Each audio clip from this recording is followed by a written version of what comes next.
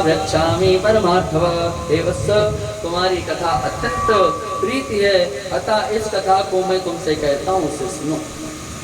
प्राचीन काल में जब महाप्रलय हो चुका था, उस समय ब्रह्मा और विष्णु ने घनघोर युद्ध हुआ था। उन सबके अहंकार को दूर करने के लिए उनके बीच में निराकार परमेश्वर शिव जी का लिंग रूप में प्रकट हुआ था और उनका सभी ने दर्शन किया था। उसी दिन से ब्रह्मांड में शिव जी का निष्कल लिंग प्रसिद्ध हो गया। सनत कुमार जी बोले, भगवान यह कथा हमें विस्तार पूर्वक बताइए। तब नंदी जी कहने लगे, पुरा कदाचित योगेन्द्र विष्णुर्विषधरासनः सुस्वापः पर्यावृत्वा स्वानुगैरपि संवृता। एक समय की बात है, भगवान विष्णु अपने अनुचर गरुड़ादि पार्षदों से युक्त होकर के शयन कर रहे थे। कहाँ शयन करते हैं? शेषशय्या पर। अच्छा, भगवान नारायण सोते बहुत है ना, 4 महीने के लिए भी सो गए, तो हमारे नारायण सो गए, अब भगवान शिव जी जग गए। बोलो जय श्री कृष्ण। तो भगवान नारायण जो है शयन कर रहे थे और लक्ष्मी उनके चरण दबा रही थी। तभी वहां ब्रह्मा जी आए और सर्व सुंदर उससे सैया पर शयन कर रहे भगवान विष्णु से पूछने लगे, कस्तम, तुम कौन हो जो मुझे देखकर भी अभिमानी पुरुष की तरह शयन कर रहे हो, लेटे हुए हो? उत्तिष्ठ वत्समहापस्य, हे पुत्र उठो, मुझे देखो, मैं तुम्हारा पिता यहाँ आया हूँ। किसने कहा? ब्रह्मा ने कहा। किससे कहा? विष्णु से कहा। और जो अपने आए हुए पिता को देखकर भी सम्मान नहीं करता, वह गुरुद्रोही मूर्ख, उसे प्रायश्चित करना चाहिए। इस बात को सुनते ही भगवान विष्णु के मन में क्रोध तो हुआ, परंतु बाहर से शांत दिखते हुए बोले, पुत्र तुम्हारा स्वागत है। भगवान ने क्या कहा? हे पुत्र तुम्हारा स्वागत है। ब्रह्मा ने नारायण को पुत्र कहा, नारायण ने ब्रह्मा को पुत्र कहा। इस समय तुम्हारी भ्रुकुट क्यों चढ़ी हुई है? क्यों क्रोध कर रहे हो और मुख में उदासी क्यों है? तब ब्रह्मा जी बोले, हे वत्स विष्णु, काल के प्रभाव से तुम्हें महान अहंकार उत्पन्न हो रहा है। क्या तुम नहीं जानते कि मैं इस जगत का पिता हूँ, अर्थात तुम्हारा भी रक्षक हूँ? विष्णु जी बोले, तुम्हें भी यह ज्ञान नहीं है कि सारा ब्रह्मांड मुझ में ही स्थित है? तुम चोर के समान इस जगत को अपना बता रहे हो। या भी भूल गए कि मन्नाभिमान जाता उत्तम भास के हृदय, तुम मेरे नाभि कमल से उत्पन्न हुए हो, इसलिए मेरे पुत्रों यहाँ आकर व्यर्थ की बातें क्यों करते हो? नंदिकेश्वर बोले, इस प्रकार रजोगुण से मोहित होने के कारण दोनों देवता आपस में विवाद करने लगे। ब्रह्मा जी कहते हैं मैं श्रेष्ठ हूँ, विष्णु जी कहते हैं मैं श्रेष्ठ हूँ। विष्णु जी कहते हैं कि अरे मैं श्रेष्ठ हूँ, अपने को श्रेष्ठ बता रहे हैं। और इसी तू मैं में युद्ध होने लगा। क्या होने लगा? युद्ध होने लगा। सारी सृष्टि इसी में पड़ी है। कौन बड़ा है? कौन बड़ा है? और हर कोई बड़ा बनना चाह रहा है। एक शराबी से पूछा, एक व्यक्ति गया शराबी के पास, पूछने लगा कौन बड़ा? शराबी को कुछ ना दिखा। शराबी ने कहा जो है ये पृथ्वी बड़ी है, ये पृथ्वी बड़ी है, ये मंदिर बड़ा है, मंदिर में क्योंकि भगवान है। उस व्यक्ति ने कहा मंदिर बड़ा तो पृथ्वी पे क्यों पड़ा? बोले कहीं ये पृथ्वी बड़ी है। कहना अच्छा पृथ्वी बड़ी? कहने पृथ्वी बड़ी तो शेषनाग के सिर पे क्यों पड़ी? भैया शेषनाग बड़े। बोले शेषनाग बड़े तो शंकर जी के गले में क्यों पड़े? कहें शंकर जी बड़े। कहें शंकर जी बड़े हैं तो कैलाश पर्वत पे क्यों चढ़े? बोले कैलाश पर्वत बड़ा। बोले कैलाश पर्वत बड़ा है तो रावण के हाथों क्यों उठा? बोले रावण बड़ा। बोले रावण बड़ा तो राम के हाथों क्यों मरा? बोले राम बड़े। बोले राम जी बड़े तो सीता जी के पीछे क्या पड़े? बोले सीता जी बड़ी। बोले सीता जी बड़ी तो भक्ति में क्यों पड़ी? तो बोले सबसे बड़ी क्या है? बोले सबसे बड़ी भक्ति है। संसार में कुछ भी बड़ा नहीं है और आपकी भक्ति ही सबसे बड़ी है, क्योंकि सीता जी अशोक वाटिका में रहते हुए भी राम जी का चिंतन निरंतर कर रही है, इसलिए भक्ति से बढ़कर कुछ भी नहीं है। बोलो जय महाकाल। तो अब भैया दोनों में युद्ध छिड़ गया, युद्ध छिड़ गया, युद्ध होने लगा, भयंकर युद्ध चला। ऐसा युद्ध देख करके समस्त देवता भयभीत हो गए और उधर विष्णु ने महेश्वर अस्त्र का प्रयोग किया, तब ब्रह्मा जी कुपित होकर के पशुपदार्थ अस्त्र का प्रयोग किया है। दोनों अस्त्र आपस में टकराए हैं, भयंकर अग्नि उत्पन्न हुई है। उस समय आकाश मंडल से सूर्य की भांति प्रकाश फैल गया था। और इस भयानक युद्ध में संपूर्ण संसार कंपित हो रहा था। समस्त देवता व्याकुल होकर के हाहाकार कर रहे थे। सभी देवता और परम ब्रह्म त्रिशूलधारी भगवान शिव को याद करके कहने लगे, हारा हारा देवा भयं कृत्वा विचिन्वन्ता शिवक्षयम् जन्म कैलास शिखरं यत्रास्ते चंद्रशेखरा। इस प्रकार भयभीत कैलाश पर्वत पर पहुँचे। उस प्रणवकार स्थान को देख करके प्रसन्नता पूर्वक भीतर गए। वहाँ सभा मंडप के मध्य में स्वर्णमय सिंहासन पर उमा सहित महादेव को देखा। गण लोग उनकी सेवा में लगे हुए हैं, उनकी शोभा अलौकिक है। अब भैया सुंदर सुंदर स्त्रियां माता की सेवा में, बाबा की सेवा में गण लगे हुए। वस्त्रका स्वस्तिना कश्चित वर्तते मम शासनात्। हे पुत्रो तुम सबका कल्याण हो। देवता लोग पहुंच गए किनके पास? शिव के पास। प्रणाम किया। बोले कहने लगे महाराज ब्रह्मा और विष्णु में युद्ध हो रहा है, कृपया करके इस युद्ध को रोको। अब भैया शिव जी ने जैसे ये बात सुनी तब क्या किया? भगवान जो है ब्रह्मा और विष्णु दोनों के मध्य में ज्योतिलिंग के स्वरूप में, अग्नि स्तंभ के रूप में प्रकट हो गए। बोलिए ज्योति स्वरूप महादेव की। अब प्यारे महादेव प्रकट हुए और महादेव जब प्रकट हुए तो आकाशवाणी हुई, ये पुत्रों तुम दोनों में से जो ऊपर का छोर और नीचे का छोर कपार पालेगा वही बड़ा होगा। ब्रह्मा विष्णु दोनों ने ये चुनौती स्वीकार कर ली। और लिंग है कि उसका कोई अंत ही नहीं। ब्रह्मा जी ऊपर की ओर चल पड़े हंस पे सवार होकर के, विष्णु जी गरुड़ पर बैठ करके नीचे पाताल की ओर। लेकिन लिंग है कि उसका कोई अंत, आदि अंत मिल ही नहीं रहा। इसीलिए तो भगवान के आगे लगाते आदि अनादि अनामय अविचल अविनाशी। भगवान आदि हैं, अनादि हैं, अविचल हैं और अविनाशी हैं। भगवान के लिंग का अद्भुत वर्णन। अब भैया ब्रह्मा और मुरारी दोनों ही लिंग की स्तुति कर रहे हैं। दोनों लोग चल रहे हैं, एक ऊपर की ओर जा रहे हैं, एक नीचे की ओर। और हम लोग क्या करते हैं? दोनों की स्तुति कर रहे हैं। क्या? ब्रह्म मुरारी सुरार्चित लिंगम निर्मल भासित शोभित लिंगम। सुरार्चित लिंगम निर्मल भूषित शोभित लिंगम जन्मलोक विनाशक लिंगम तत् प्रणमामि सदा शिवलिंगम।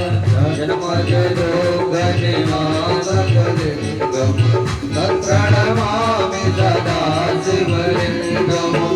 ब्रह्ममुरारी सुरार्चित लिंगम निर्मल भूषित शोभित लिंगम।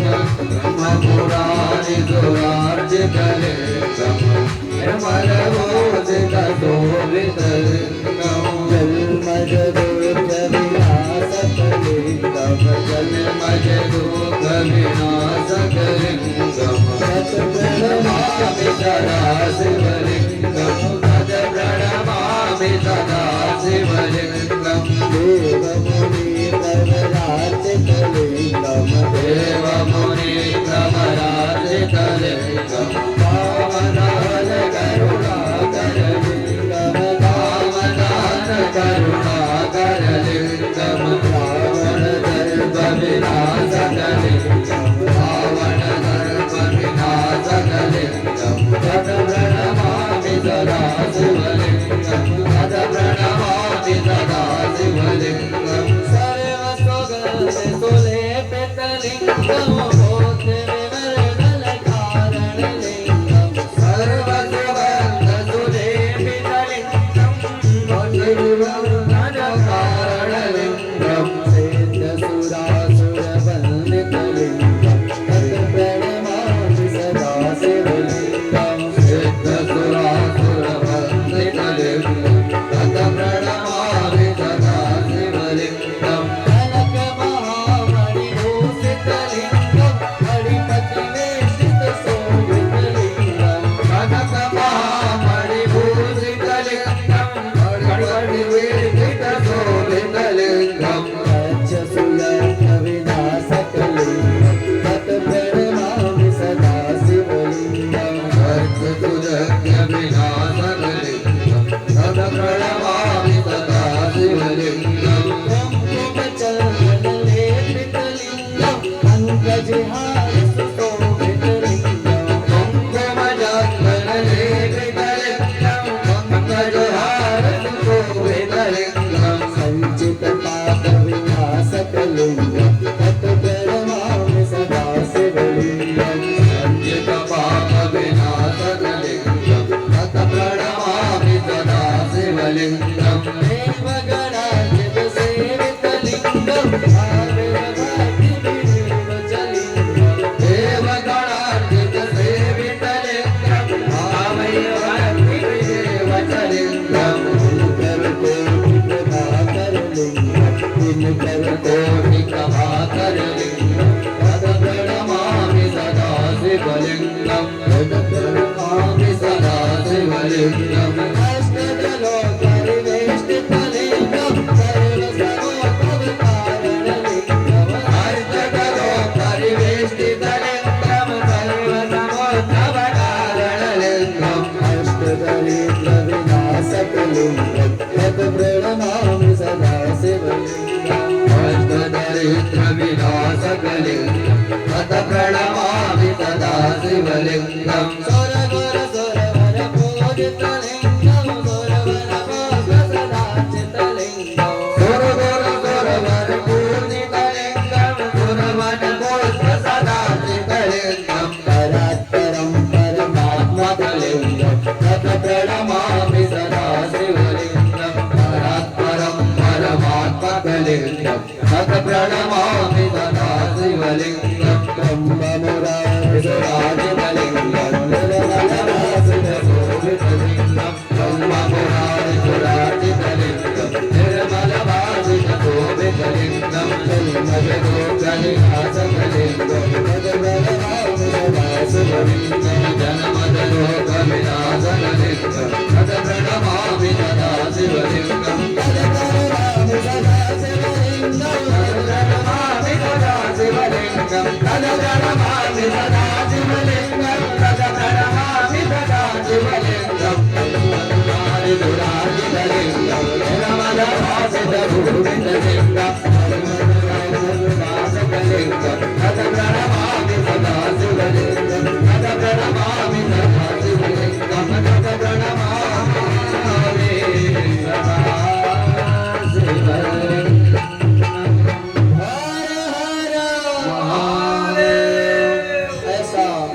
प्रभु का प्रागट्य है।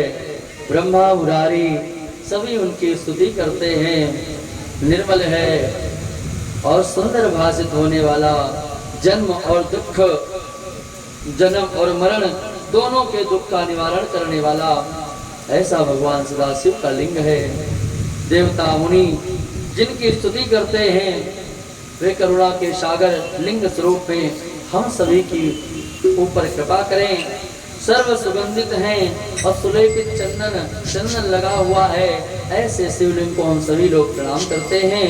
कनक महामणिभूषित लिंग, महामणियों से सुशोभित हो रहा ऐसा लिंग भगवान शिव का, उस लिंग को हम सभी लोग प्रणाम करते हैं। और उस लिंग में शेष नाग, सर्प देवता आदि, वासुकी आदि, अनंत आदि नाग विराजमान है। और उन सर्प देवता वो सभी शिव की स्तुति करते हैं और वो शिवलिंग से अत्यंत प्रेम करते हैं, क्योंकि वह सदा शिव की महिमा को जानते हैं।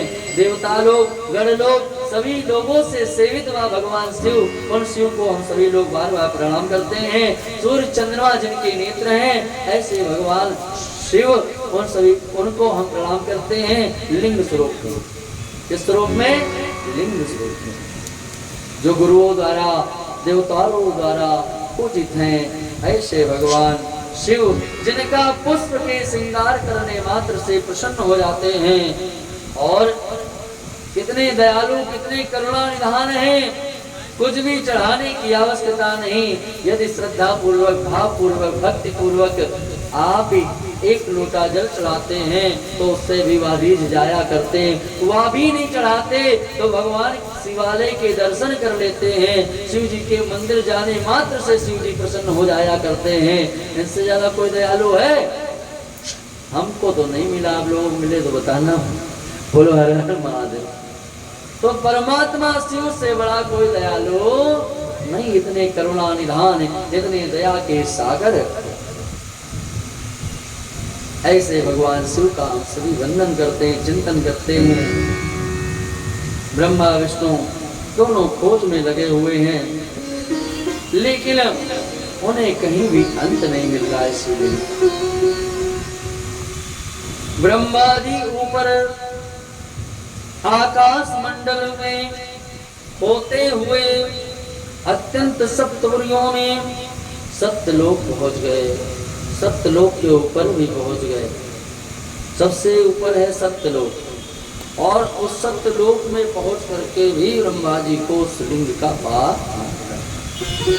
और ऊपर चले जा रहे हैं, चले जा रहे हैं, चले जा रहे हैं।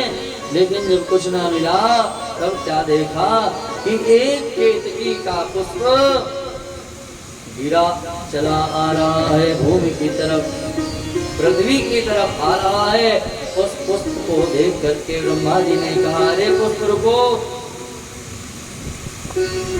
तो केतकी के पुष्प ने कहा, महाराज क्यों रोक रहे हो, क्या बात है? बोले हम इसलिए रोक रहे हैं कि अभी ये बताओ कि हमको कितने ऊपर जाना है। केतकी का पुष्प कहने लगा, महाराज हमको भी नहीं पता। कभी हम शिवलिंग के ऊपर चढ़े थे, मस्तक पर चढ़े थे, और आज हम उस शिवलिंग से गिर रहे हैं, और आज तक हम गिर ही रहे हैं, और अभी भी हम भूमि को नहीं पहुंच पाए, भूमि पर नहीं पहुंच पाए। ब्रह्मा जी ने कहा, ऐसा है, हमारी विष्णु की बहस हो गई, मतलब की बातचीत हो गई, और हम दोनों में बहस हो गई है कि हम दोनों में श्रेष्ठ कौन है। और एक ज्योतिर्लिंग प्रकट हुआ है, और इसी से आकाशवाणी हुई है कि जो कोई इसके अंत और आदि का पता लगा लेगा वही श्रेष्ठ है। ऐसा करना केतकी, तुम ऐसा बता देना कि हमने इसके आदि का पता लगा लिया। बोले इसके बदले हमें क्या मिलेगा? बोले जब हम श्रेष्ठ हो जाएंगे, हमारी ख्याति हो जाएगी, तो हमारी जब पूजा होगी तुम चढ़ना आराम से, तुम्हारी सेवा हमको लेंगे, तुमको श्रेष्ठ बना देंगे, पुष्पों का राजा बना देंगे। अब भैया केतकी प्रसन्न हो गया। कई लोग यही करते हैं, बोले थोड़ा लालच दिखा दो तो लालच में पाप करने के लिए आतुर हो जाते हैं। थोड़ा लालच दिखाओ तो गला काटने के लिए तैयार हैं। ऐसा लोभ विष्णु नरोविक्ता, लोभ जो है विष्टा के समान है। मनुष्य को लोभ नहीं करना चाहिए, क्योंकि कहा गया क्या, कुल लोभी पर सब रोष्ट हो, देव पितृ भगवान पाता है यमलोक में। वो न कभी सम्मान। जो लोभ करता है उसे यमलोक में भी सम्मान की प्राप्ति नहीं होती। और इधर केतकी के पुष्प ने भी लोभ किया और काठी के ब्रह्मा जी हम आपके चरणों में प्रणाम करते हैं, आप जैसा जैसा हमको कह रहे हैं बोलने के लिए वैसा वैसा हम कह देंगे। इधर विष्णु जी थक गए और थक करके पुनः ऊपर आ गए और इधर इंतजार करने लगे कि ब्रह्मा जी आए। और जैसे ही ब्रह्मा जी आए विष्णु जी के समक्ष खड़े हो गए, कहने लगे देखो हमने तो भैया आदि अंत का पता लगा लिया। बोले अच्छा प्रमाण क्या है? बोले प्रमाण यदि पूछना चाहते हो तो ये केतकी का पुष्प है, इससे पूछ लो, ये प्रमाण है। भगवान नारायण से शिव जी ने पूछा क्या तुमने अंत का पता लगाया? बोले महाराज हम तो पता नहीं लगा सके, इस शिवलिंग का अंत का पता नहीं लगा पाए। ब्रह्मा जी ने कहा हमने लगा लिया महाराज, हमारी फर्स्ट रैंक आई है, IM पास। जैसे कहा सदाशिव मुस्कुराए, कहने लगे रे वाह भाई ब्रह्मा जी आपने बहुत बढ़िया किया, पता लगा लिया मेरे आदि का। जैसे ही ये बात कही तो बोले अच्छा प्रमाण। भगवान शिव से भी ब्रह्मा जी ने झूठ बोल दिया। देखिए भगवान नारायण को सत्य कहा गया, क्या कहा गया? सत्य। भागवत पढ़िए तो भागवत का पहला श्लोक सच्चिदानंद रूपा सत्य से उनकी स्तुति की गई। भगवान श्री कृष्ण का जब जन्म हुआ तब क्या कहा गया? सत्यम जगत्यम त्रिमेव सत्यम सत्य योनिम निहितम च सत्यम। बोले सत्य से ही उनकी व्याख्या की गई। लेकिन आज तक की ब्रह्मा जी की कई सत्य से व्याख्या नहीं हुई। तो जीवन में आप कर्म ऐसे करें कि लोग आपकी प्रशंसा करें। बोले महाराज कुछ अपराध हो गए, कुछ गलतियां हो गई। अरे वो कुछ गलतियां भी आपसे ना होने पावे, एक गलती की वजह से ब्रह्मा जी की पूजा नहीं हो रही, श्राप दे दिया भगवान शिव ने। तो ऐसी गलती नहीं करनी है हमें अपने जीवन में। भगवान शिव पुराण की कथा यही सिखा रही है कि हमें ऐसा कोई अपराध नहीं करना है जिससे भगवान की नजरों में गिरे। क्योंकि भगवान से क्या कहना है? नजरों से गिराना ना चाहे लाख सजा देना, नजरों से जो गिर जाए, नजरों से जो गिर जाए, मुश्किल है संभल पाना बाबा तेरे चरणों की, भोले तेरे चरणों की। हे प्रभु आप हमको नजरों से मत गिराना। यदि आपने नजरों से गिरा दिया तो हमारा तो हो गया कल्याण, फिर हमारा कोई कल्याण नहीं कर सकता। तो हे भगवान आप ही हमारा कल्याण कर सकते हो।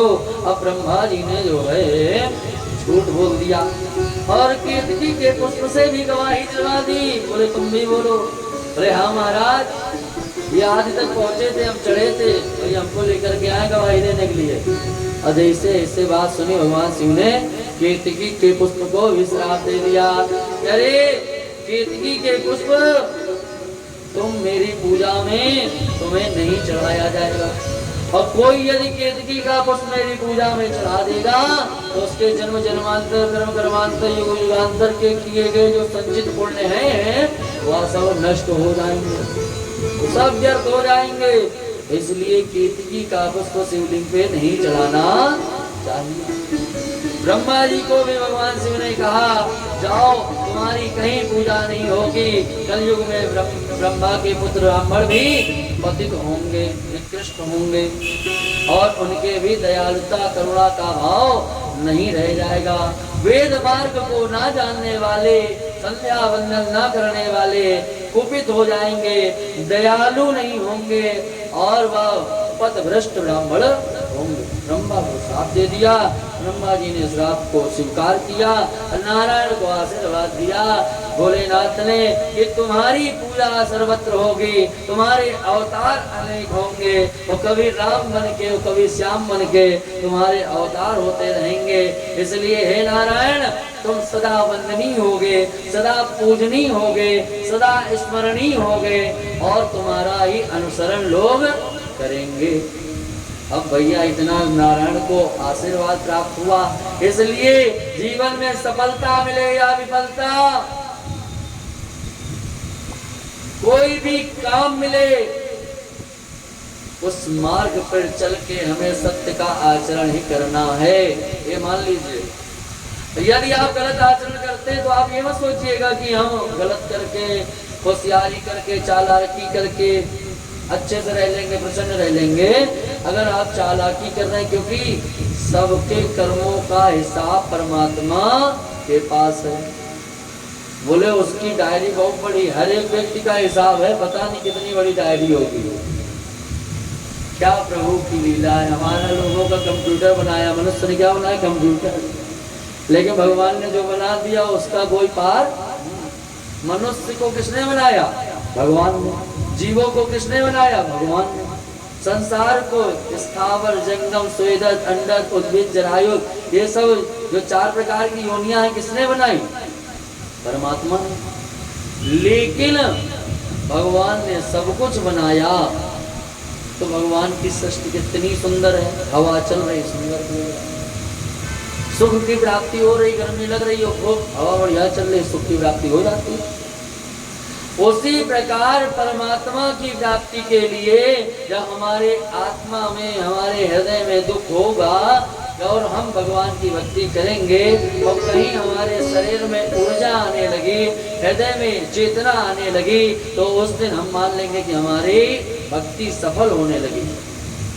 देखिए, जब आप पूजा पाठ करने लगो तो आपका सर भारी होने लगेगा, आपकी पलकें भारी होने लगेंगी, आपके हृदय में ऊर्जा आने लगेगी और आपको लगेगा कि अब हम पूजा पाठ करते हैं तो हमारे जो है मन में भगवान का वास रहता, मुख में वास रहता है। और भक्ति करने वाला व्यक्ति गलत कार्यों से भी डरता है। अरे प्रभु हमारे नाराज ना हो। जीवन में जिसने यह मान लिया कि हमारे हृदय में शिव विराजमान है, कौन कौन मानता है हमारे हृदय में शिव जी विराजमान? हमको लगता है जो लोग हाथ उठाए वही मानते, बाकी लोग नहीं मानते। बोलो हर हर महादेव। तो यदि हमारे हृदय में माता पार्वती शिव जी विराजमान हैं, तो वो सब काम देख रहे हैं कि हम क्या कर रहे हैं, क्या नहीं कर रहे हैं। तो इसलिए उनके डर से हमें गलत कार्यों से बचना चाहिए, झूठ से बचना चाहिए, गलत कार्यों से बचना चाहिए, झूठे व्यवहार से बचना चाहिए, झूठे जगत से बचना चाहिए। एकांत वासा झगड़ा न जासा, एकांत रहो, भगवान का भजन करो।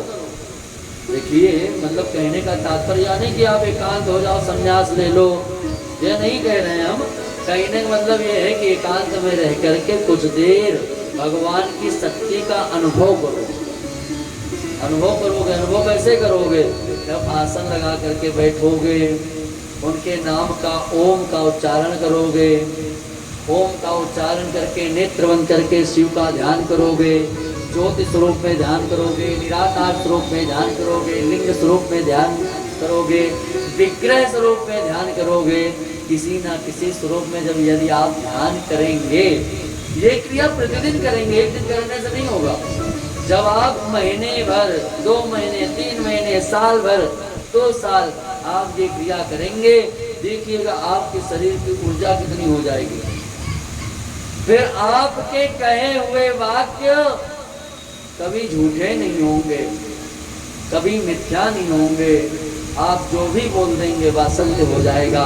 ये भगवान शिव की महिमा। ब्रह्मा और विष्णु दोनों का झगड़ा समाप्त हुआ। ब्रह्मा ने अपने आराध्य नारायण को समझा और दोनों ही भगवान शिव की दिव्य स्तुति करने लगे और बार बार क्या कहने लगे? शिव भोले भंडारी शरण हम आए तिहारी। शिव भोले भंडारी तिहारी शरण हम आए तिहारी शिव भोले भंडारी शरण हम आए तुम्हारे शिव भोले भंडारी शरण हम आए तिहारी शिव भोले भंडारी शरण हम आए तुम्हारे आए तिहारी शरण आए तिहारी आए तिहारी शरण आए तिहारी आए तिहारी शरण आए तिहारी आए तिहारी शरण आए तिहारी शंकर डमरुधारी शरण हम आए तिहारी शंकर डमरुधारी शरण हम आए तुम्हारे भोले भंडारी शरण हम आए तुम्हारे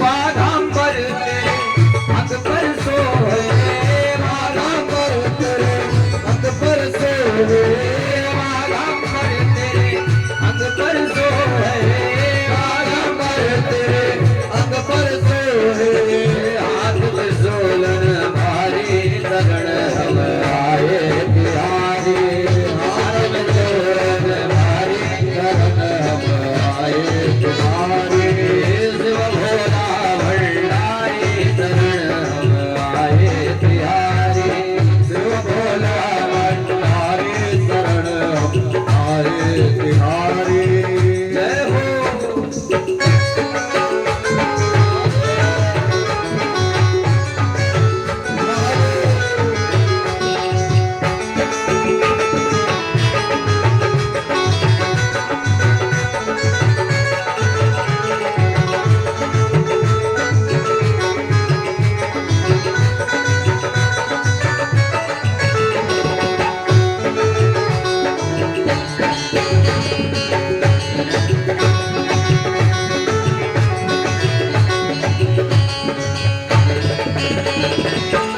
भूत पिशाच नृत्य करे संग भूत पिशाच नृत्य करे संग भूत पिशाच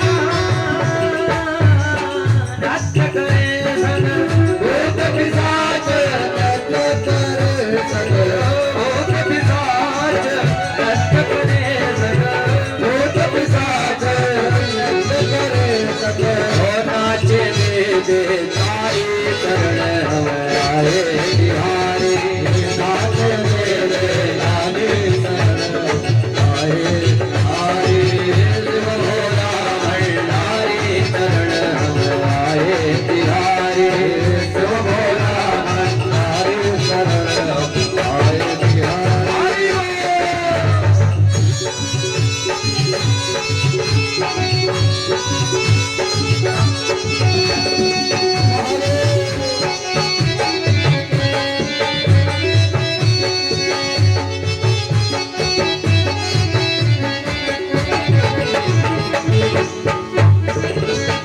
डम डम डम डम डमरू बजाए डम डम डम डम डमरू बजाए डम डम डम डम डमरू बजाए डम डम डम डम डमरू बजाए डम डम डम डम डमरू बजाए डम डम डम डम डमरू बजाए तव भय भयन हारी शरण आए तिहारी भय भयन हारी शरण आए तुम्हारी शिव भोला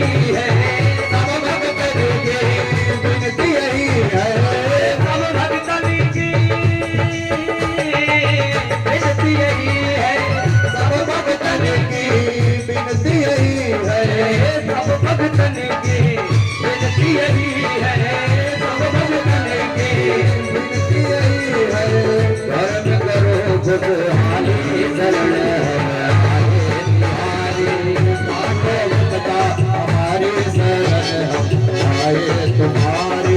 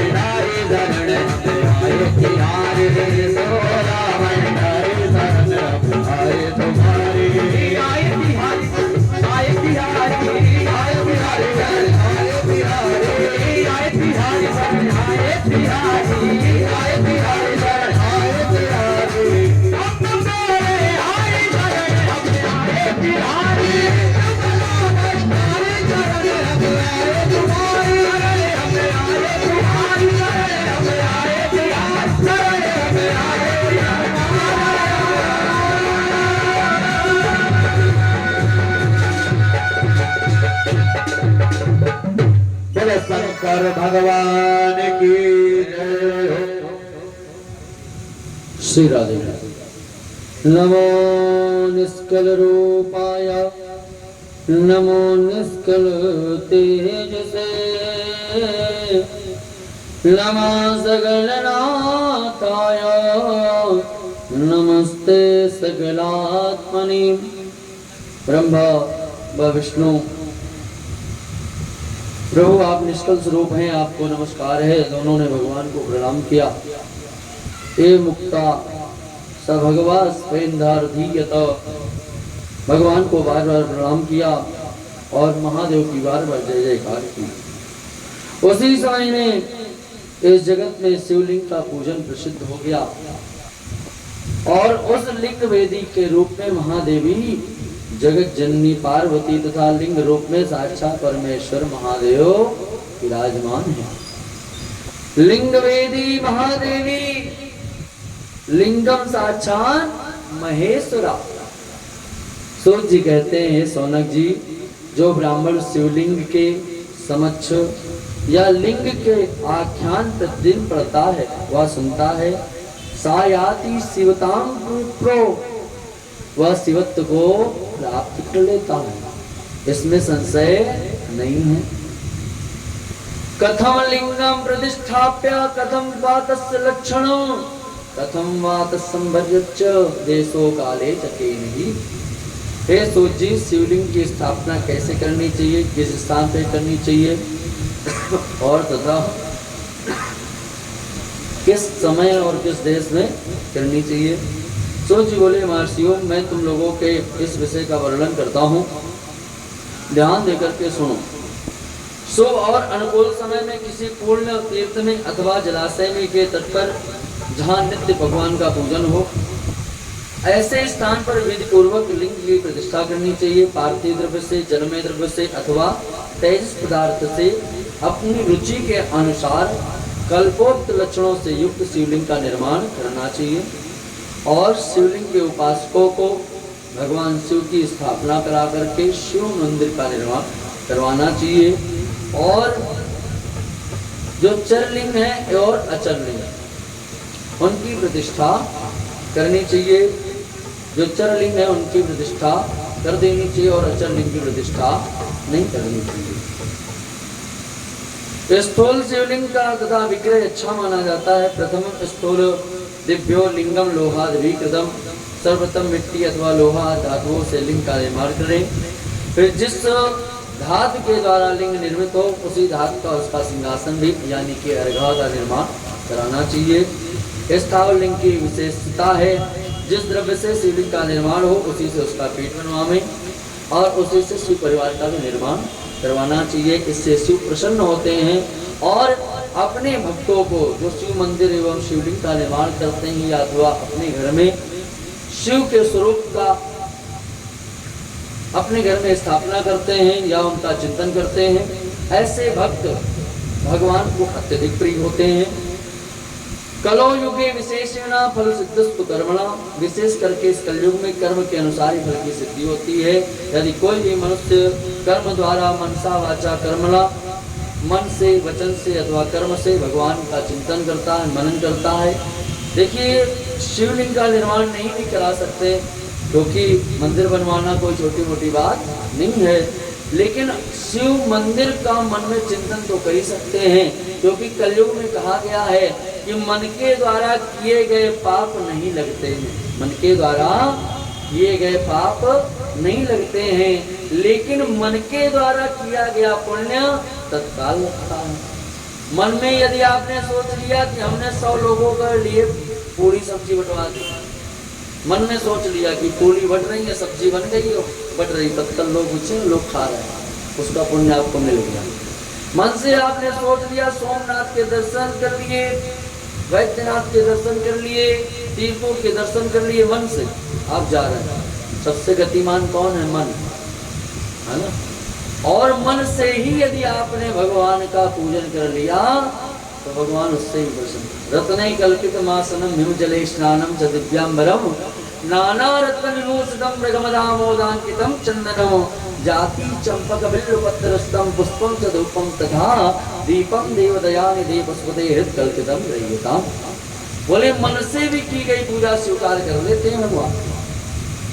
मन में चिंतन करें, बैठ जाएं एक आसन लगा करके, मन में सोचें कि हे प्रभु, हम आपको जल से स्नान करा रहे हैं। स्नानम च दिव्यांबरम, दूध दही घी शहद शक्कर मधुपर्क से हमने आपका स्नान कराया है। फिर हमने आपको सुंदर सा वस्त्र धारण करा करके आपको सुंदर यज्ञोपवीत धारण कराया। फिर हमने आपको सुंदर सा इत्र लगाया है। इस प्रकार से सोचना है। फिर अमीर गुलाल चढ़ाया, फिर हमने आपको चंदन का लेप लगाया, फिर वस्त्र चढ़ाया, अक्षत चढ़ाया, सप्तधान चढ़ाया, और फिर हमने आपका फूलों से श्रृंगार चढ़ा किया, और फिर दुर्वा चढ़ाई, दुर्वा के बाद समी चढ़ाया, तुलसी का मंजीर चढ़ाया, और उसके बाद बिल्वपत्र आदि अर्पित करें। फिर हमने अनेक वाद्यों से, अनेक ढोलक वाले और सब लोग बाजा बजाए, और बाजा बजा करके प्रभु हम आपका कीर्तन कर रहे हैं, वो भी मन में चल रहा है प्रभु आपका कीर्तन। इस प्रकार से जो भक्त मन से भगवान की पूजा कर लेते हैं उसे भी भगवान शिव स्वीकार कर लेते हैं, साहस प्रसन्नता पूर्वक स्वीकार कर लेते हैं। भक्त को क्या चाहिए? भक्त को भगवान से ऐसी भावना रखनी चाहिए, प्रभु आत्मा तुम गिरिजामती सहचरा प्राणा शरीरं ग्रहं पूजाते विषयोपभोग रचना निद्रा समाधि स्थिति संचारा पदयो प्रदक्षिण विधे स्तोत्राणि सर्वा गिरो यद्यत् कर्म करोमि तत्तदखिलं शंभो तवाराधनम्। हे प्रभु, आत्मा तो आप हमारी आत्मा हो, क्योंकि आत्मा ही परमात्मा है। परमात्मा का मतलब क्या होता है? व्याकरण में पर उपसर्ग है। पर माने क्या होता है? निकट। पर माने निकट, और जो आत्मा के निकट है वही परमात्मा है। इसका मतलब प्रभु आप ही निकट हो, क्योंकि आपकी कृपा से ही ये सांसें चल रही हैं। हे प्रभु, आप ही निकट हो, आप ही परमात्मा हो, आप ही ये आत्मा आप ही हो। आत्मा तुम गिरजामती, जो बुद्धि है कौन है? गिरजा भवानी, गिरजामती।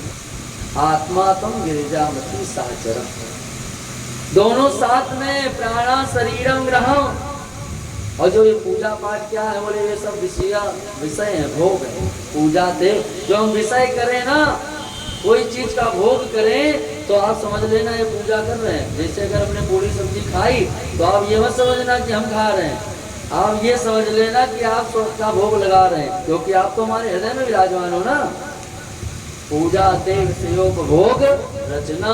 और जब हम सो रहे हो तो ये मत सोचना बाबा कि हम सो रहे हैं।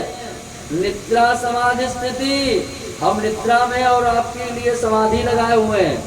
निद्रा समाधि स्थिति और संचारा पदयो प्रदक्षिण विधि, संसार के काम करने के लिए यदि हम चल रहे हैं, अपने व्यापार के लिए, अपने कार्य के लिए हम भागा दौड़ी कर रहे हैं, तो ये मत समझना कि हम अपने गृहस्थ के लिए जी रहे हैं। ऐसा कदाप मत सोचिए। तो बाबा कहते फिर क्या सोचें? बोले आप सोचिएगा कि हम तीर्थ कर रहे हैं। बाबा आप सोचिएगा हम तीर्थ कर रहे हैं। हे प्रभु, ऐसे ही आपकी भक्ति हमारे हृदय में सदैव विद्यमान है। आत्मा तम गिरिजामति साचरा प्राणा शरीरम ग्रहम पूजा ते विषयोपभोग रचना निद्रा समाधि स्थिति संचारा पदयो प्रतिक्षण विधि। अब देखो लास्ट वाली बात क्या कही रहा भक्त, स्तोत्राण सर्वा गिरो। यदि हम किसी से बात भी करें तो आप ये मत समझ लेना कि हम किसी से बात कर रहे हैं। स्तोत्राण सर्वा गिरो, क्योंकि शब्द ही ब्रह्म है। शब्द क्या है? ब्रह्म है। और प्रभु हम आपकी स्तुति कर रहे हैं, बात नहीं कर रहे हैं, हम आपकी स्तुति कर रहे हैं। जब ऐसी भावना के साथ में कोई भक्त भगवान से ऐसे वार्तालाप करता है और निरंतर उनका चिंतन एवं ध्यान करता है, तभी भगवान शिव की पूजा सफल होती है। शिव पुराण कथा तभी सफल होगी जब शिव का निरंतर मन में चिंतन और मुख में ओम नमः शिवाय का जप रहे। आगे विद्वेश्वर संहिता में ओम नमः शिवाय मंत्र का जाप का विधान बताया गया। शिव पंचाक्षर का जप किस प्रकार करना चाहिए, कैसे करना चाहिए, वह सब हम आपको कल बताएंगे। क्योंकि तन पवित्र सेवा किए, धन पवित्र कर दान, मन पवित्र हरि भजन सो होत विविध कल्याण। जो भगवान का भजन करते हैं उसी से कल्याण होगा। क्योंकि संसार में कोई भी व्यक्ति आपका कल्याण नहीं चाहता, स्वयं आप ही अपना कल्याण कर सकते हैं, अन्यथा कोई नहीं कर सकता। बोले क्यों नहीं कर सकता? बोले सब यहाँ संसार में एक बोले मिले, कैसे मिले? बोले प्याऊ की तरह मिले। प्याऊ का मतलब समझते हैं आप? प्याऊ का मतलब है कि एक तालाब है, एक सरोवर है, उस सरोवर में जब एक सिंह पानी पीने गया, एक हिरण पानी पीने गया, एक मृग पानी पीने गया, सभी लोग जल पीने गए। और जब जल पीने गए तो जल पीने में सिंह ने मृग को देखा, अनेक अनेक पशुओं ने एक दूसरे को देखा और सबने जल पिया। जल पी करके सब अपने अपने जंगल में पुनः चले गए। उसी प्रकार ये संसार रूपी सरोवर है, यहाँ सब हम आए हैं। बोले क्या करने? बोले आए हैं भगवान की भक्ति करने। क्योंकि गर्भस्थ शिशु भगवान से केवल इतनी प्रार्थना करता है कि प्रभु इस नरक से यदि आप हमें निकालोगे तो हम आपका भजन करेंगे। और यदि तब भी भजन नहीं करता मनुष्य तो ये मानव शरीर को धिक्कार है। बोले ये मानवा पापग्रस्त सर्वदा, ऐसे मानव जो पाप करते रहते हैं, भगवान का चिंतन नहीं करते, ऐसे दुष्ट मानव को धिक्कार है, धिक्कार है, धिक्कार है। इसलिए मानव शरीर प्राप्त करके आपका प्रथम कर्तव्य है कि आप शिव उपासना करें, शिव का चिंतन करें, शिव का ध्यान करें और शिव मंत्रों का जाप करें। इसलिए ये संसार एक प्याऊ है, सभी लोग एक दूसरे से मिलते हैं और जब जब जिसका जिसका समय आता जाता है सब चले जाते हैं। एक दिन सबको जाना है। देखिए दो लोगों को कभी नहीं भूलना, एक नारायण को और दूसरी मृत्यु को, क्योंकि यह कभी भी आ सकती है। नारायण का भजन करते रहना, क्योंकि जब नारायण का भजन करोगे, यदि शिव का भजन करोगे तो क्या होगा?